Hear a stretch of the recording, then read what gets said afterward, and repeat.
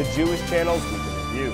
A pope, an imam, and a rabbi visit Israel and Palestine, looking closer at the shootings at a Belgian Jewish museum, reviving Cabaret, and more of the Jewish news that's changing your world right now in this episode of the Weekend Review.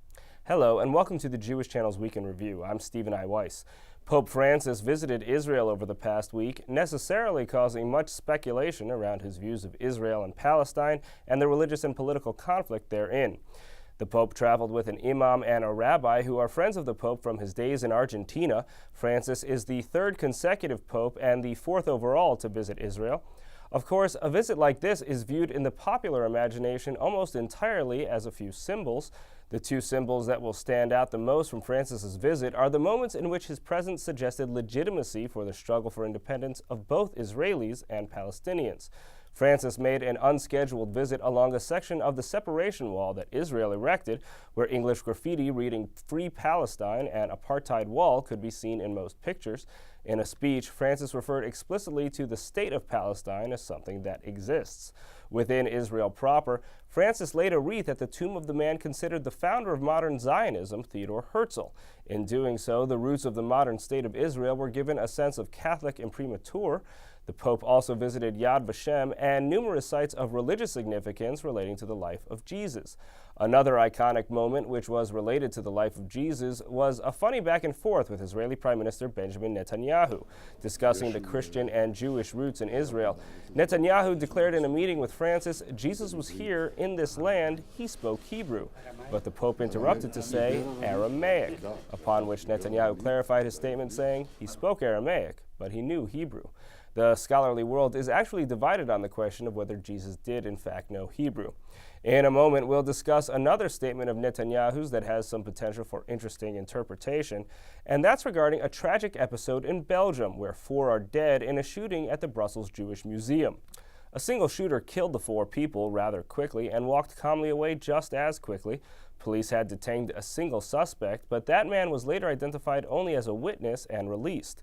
Of the 4 killed, 1 man was Belgian, the 3 others were a French woman, and an Israeli couple of a man and woman visiting the country. This is the second murderous shooting at a Jewish institution in recent months after the Passover shootings at 2 Jewish community centers near Kansas City. In response to the shooting in Brussels, Netanyahu suggested that anti-Israel fervor was the reason behind it. The attack was, quote, the result of endless incitement against the Jews and their state, Netanyahu declared, adding, slander and lies against the state of Israel continue to be heard on European soil, even as the crimes against humanity and acts of murder being perpetrated in our region are systematically ignored. This is an important change of tone for Israeli leadership, which has generally tried to avoid associating anti-Semitic attacks abroad with the defense of Israel at home. This shift in rhetoric for Netanyahu opens the opportunity for Jews in the diaspora to wonder and question whether specific Israeli policies are affecting their security outside of Israel. And some in the game of foreign policy analysis are suggesting that this Brussels shooting specifically may have very direct ties to Israeli security policy. Veteran national defense journalist Amir Oren of Haaretz wrote a carefully worded column on Tuesday in which he suggests that this shooting may be a result of intelligence activity. Of particular note, he suggests, is that the Israeli victims were employed by government agencies abroad and that they had connections to the Israeli intelligence community. Columnist Jeffrey Goldberg tweeted of Oren's column, Amir Oren is trying to tell us something within the confines of censorship rules about the victims in Brussels. But moving on to a cultural story about the ways in which Jews have lived in fear in Europe, the revival of the Broadway musical Cabaret brings some of these issues into focus, as Meredith Gansman reports. Welcome in TJC. Cabaret is back on Broadway.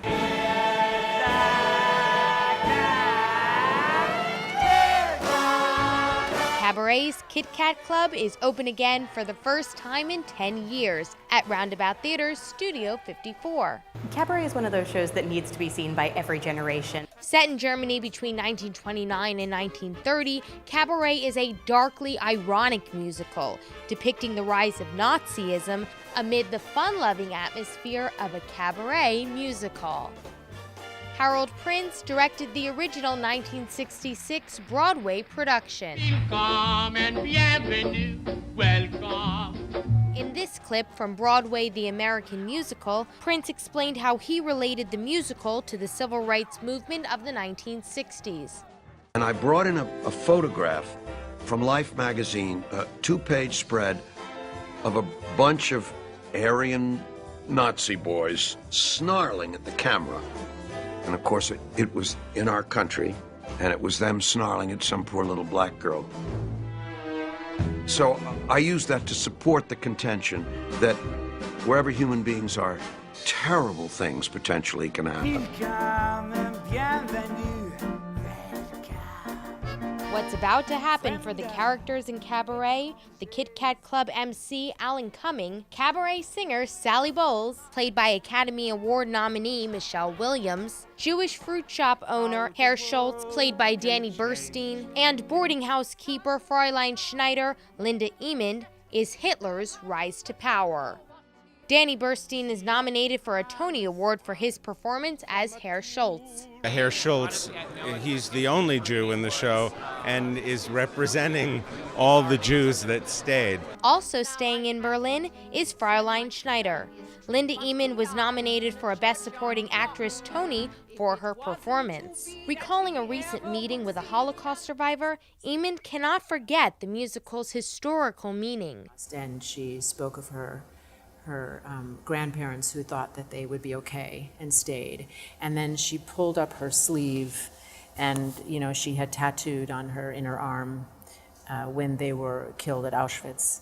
She very generously let me take a picture of her forearm, and I have the picture right above my head in my dressing room.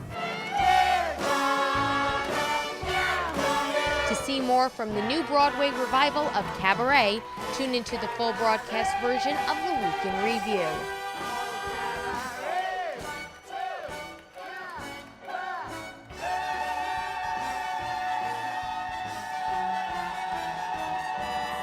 Thank you, Meredith. Finally, this week on Up Close, we'll look at the impact of the American experience on religion and Jews from several different perspectives.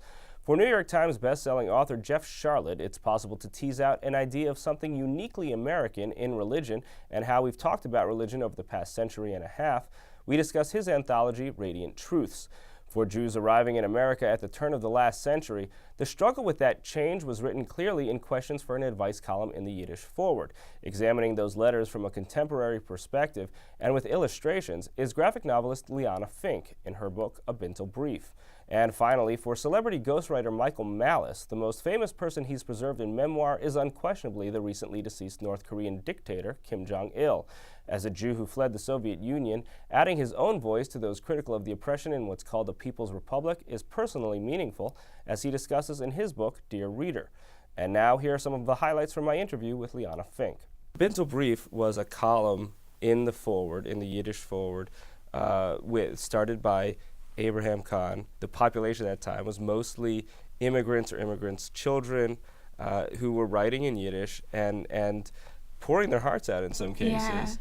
Yeah, they were so intense. The first letter that was written by this woman who signed anonymous because she didn't want to be revealed in the paper, and I think they had like a political advice column, but she was writing in with this very personal letter that was unheard of in the Forward at the time, and she said, please print my letter. I know that I have a feeling that my neighbor stole my watch, which is the only valuable item that I own, and without this watch that I can bring to a pawn shop, my family is going to starve when we don't have any work. And it turned, at first, Abraham Kahan, who is the editor of the Forward, thought that she was writing to be nasty to her neighbor, and she just wanted to shame her in front of everyone. And then he realized that she was writing, she wanted to speak to her neighbor anonymously through the newspaper in this very anonymous way, so that her neighbor wouldn't have to be confronted in person and could give back the watch, and they could pretend nothing ever happened. So I don't know, it was just this very direct thing that was so unusual, and all the letters have this like urgent quality that you wouldn't expect in an advice column. Like, they seem like matters of life and death, a lot of them. One of the most drawing intensive elements is the Gallery of the Missing Husbands, and you have all these portraits just made out, their name and their age and their portrait.